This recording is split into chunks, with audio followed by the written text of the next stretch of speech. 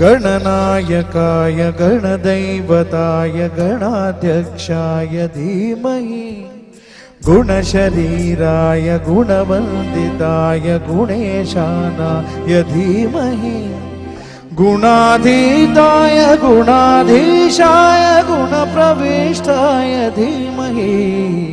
एकदन्ताय वक्रतुण्डाय गौरीतनयाय धीमहि गजेशानाय भालचन्द्राय श्रीगणेशाय धीमहि एकदन्ताय वक्रतुण्डाय गौरीतनयाय धीमहि गजेशानाय भालचन्द्राय श्रीगणेशाय धीमहि